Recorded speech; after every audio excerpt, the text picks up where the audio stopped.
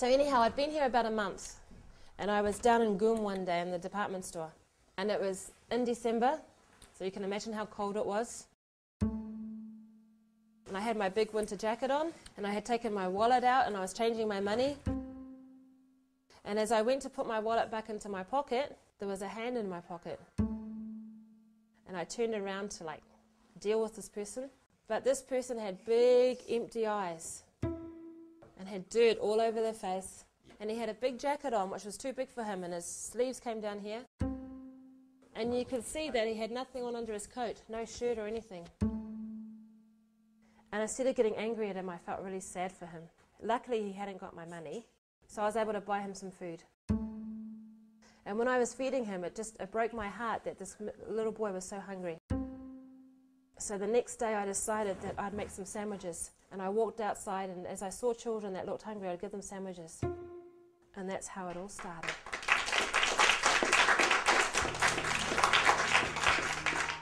In 1998, New Zealander Rachel Hughes started working with the homeless children in Vladivostok in far eastern Russia. Now she runs a charity called Living Hope, committed to building a future for these children and their families.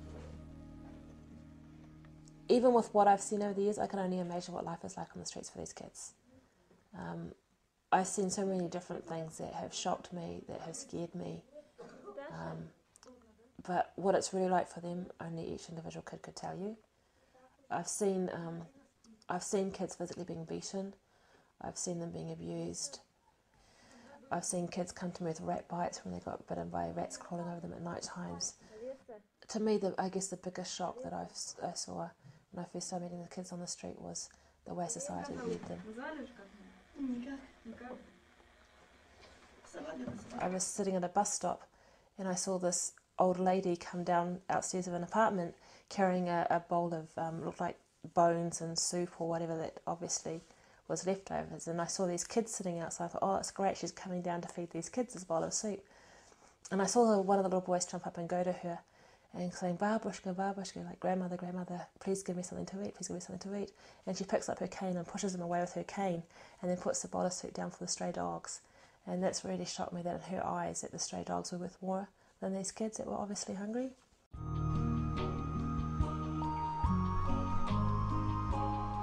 Living Hope runs regular summer camps and a part-time drop-in centre in Vladivostok. Rachel's dream is to build a 24-hour shelter so that the children can be cared for full-time.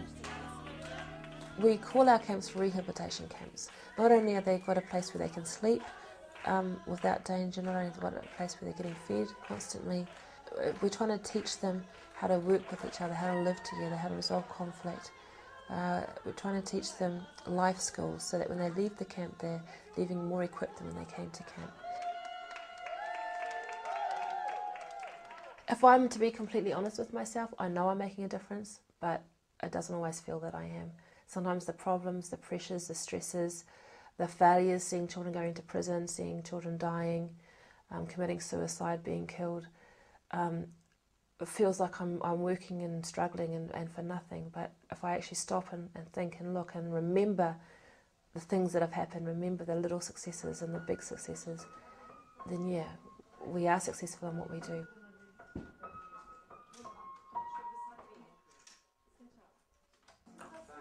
I never dreamt that I'd be in Russia. I never dreamt that I'd be doing something like this. I had no desire to work with street kids. I had no desire to be in another country.